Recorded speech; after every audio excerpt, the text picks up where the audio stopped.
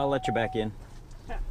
Thank you. I'm gonna run beside with my cash. $20? Yeah. Yeah, we're good. Holy shit. This is money day. All right. Yeah.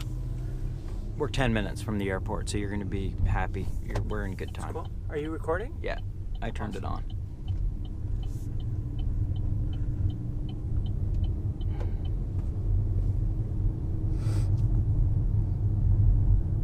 So I'm starting to feel homesick now. I'm ready to be home. Yeah. Let's go. Well, how long were you here? 3 weeks total. So from Saturday to Saturday. I got here on June 9th. And so, yeah, I booked basically 21 days. I had no idea if anything was going to happen during this time, or if I'd actually just be sitting in a squalid Airbnb share wondering what to do with my time. You mean you hadn't set up any of the interviews or anything like that, right? I had. Oh, you had? I got this idea for my sabbatical over half a year ago, and I'd been trying to set stuff up at that time. I had a friend who worked at Google, and she right away was receptive and told me I could come visit. Nice. But even saying, well, I'll try and get you into Mountain View and YouTube and stuff, it wasn't clear if that was going to work. And anything else I tried to make for a connection, yeah, everybody said, let's try in May. Let me know in May. So I was like just waiting on pins and needles. Yeah. I booked my flight back in December using air miles. Yeah. So I was like, I have no idea if I'm going to have anything except for one visit to downtown Google. Downtown San Francisco Google. Yeah, downtown San Francisco. Not even the... yeah. Okay. So, but lots of things came through in May. And then, of course, some things didn't come through at all. Like, I have this one really connected C-suite guy at my office. Okay. Who was like, yeah, I'm totally helping you. Like months ago, and then he got busy and didn't give me any leads or whatever. And if I'd known he wasn't going to give me any leads, I probably never would have done this. Oh, really? Oh, yeah. You were counting on him quite a bit. Yeah, well, it was like the one sure thing that made it worthwhile, right? But then, of course, other things came through, and actually, when I got here, and basically I just was interviewing people, asking, peppering them with questions about what their work life is like and stuff. Yeah. And some of them gave me leads to other people. And so a few said, well, I know a guy who works at Facebook, but he was at the downtown Facebook office in San Francisco, yeah, which nobody goes into. So I just met with him, and we just had coffee at a Starbucks just close to there. But it was perfect. Like, actually seeing inside the buildings is about 2 minutes of curiosity, but yeah, it's actually the conversation that I want to do. Yeah, for sure. So how many places did you visit? I'd say probably 10. 10 like official sit down with somebody and talk with them. And then I went to a really fantastic conference for my first couple of days, which was like non-stop for 2 days talking about culture stuff, which is what I want to do.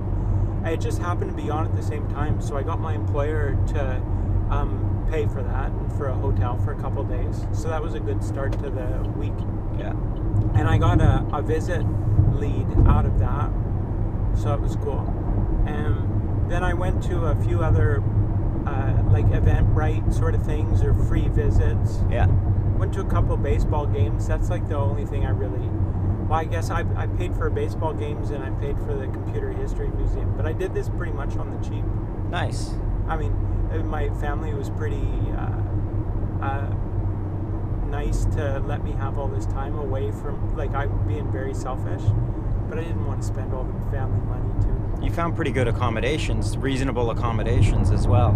Yeah, so I'm in the Airbnb co-living space, and it is so cool. Like, other people go there, especially like some of the women there. I'm like, you are so brave and they are brave, but then I realized that they're used to like traveling and hosteling like this, Right. and they recognize that there's a culture and a community to it Right. that actually is really comfortable. Yeah. So I never traveled when I left school. Like I was just like, I had to get a job, I had to get a mortgage. I don't know why I was in such a rush. Right. So this was a little bit of realizing or seeing how good that was.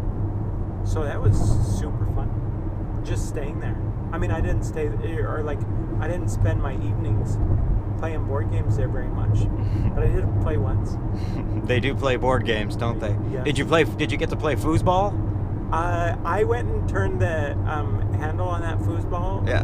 And it's doesn't work very well. It's so much fun. Yeah. We had one at work, and so I'm a bit of a foosball snob. Not that I'm good at it. Yeah. But I'm like, I need this oiled, and I need a nice foosball ball on here. I see. So, I see.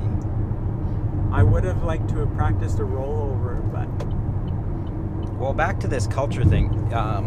Like when I was interviewing, like one of the questions that I came up with to ask is, well, what is the culture like at your company? And it's yeah. it's a pretty open-ended question. And to be honest, when I ask it, like I didn't even really know what I'm asking. Like, how would you answer that? Well, I would say trusting. Yeah. Like we have a company that's trusting, and that's not all good, but that's sort of the cost of entry to have a good, healthy organization in my mind.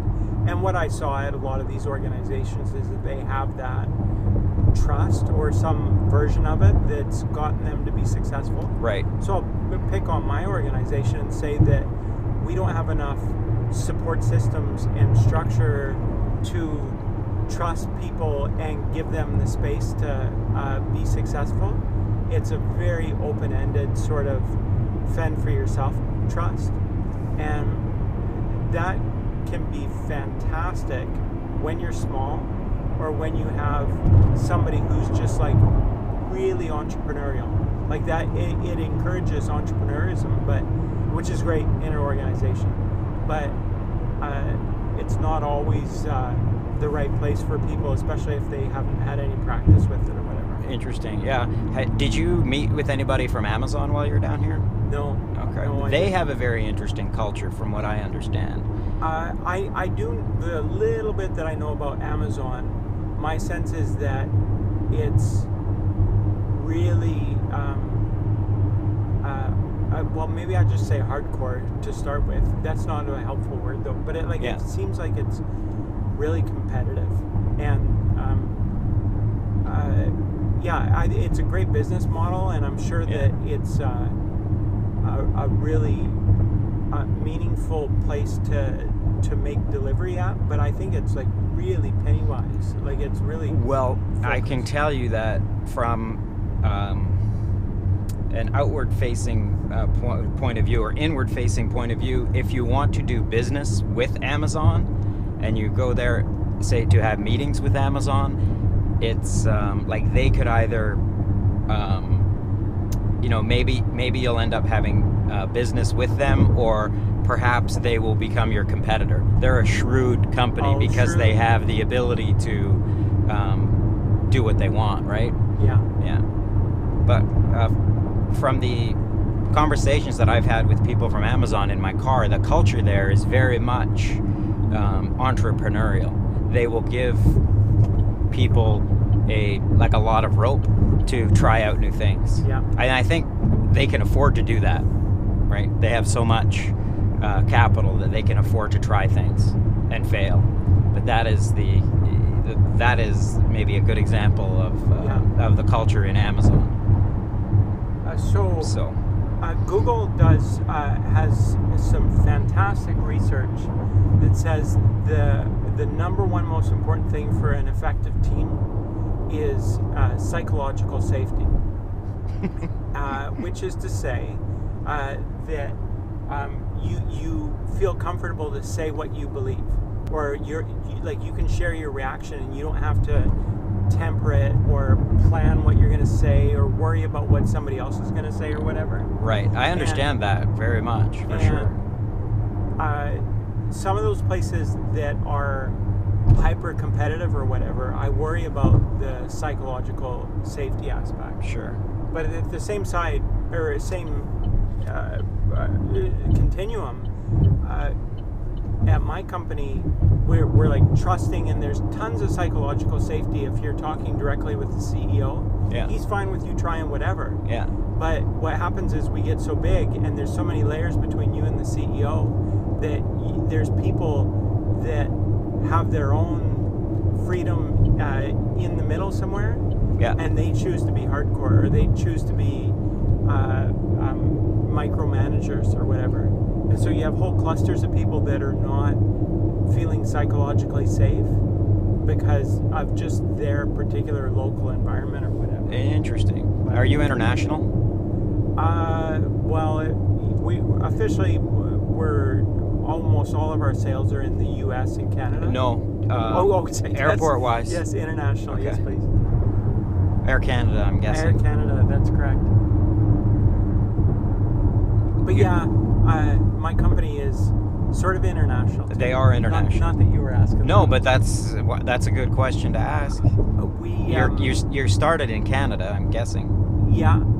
So we had a sales office in Denver, and we were based in Regina. Yeah.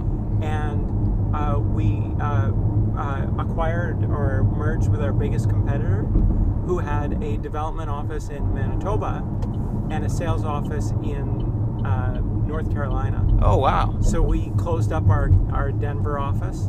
Actually, we have a Denver office again now as we're expanding a little bit. But okay. Primarily we're in the U.S. for sales, and for professional services we're in North Carolina. Oh, wow. So you guys had a merger. Yeah. That's kind of a big deal. I think officially it was an acquisition, but okay. Culturally we call it a merger. I think it's right. Any business can consider calling it something else just to make it a little easier for everybody that's in it. But in terms of size and cash flow and everything, yeah. I think it's officially. You want to keep the culture good, so you call it a merger. Yeah. All right, Nevin. Well, it was good talking with you. Thank you. And we are here. Fun. Yeah. It's 7:05, so we are even early. This is how we do it. I do not complain about being early. That's for sure. Thank you. Yeah, man. How was that? You okay with that? We're gonna this is what happens in the car. This is how it works.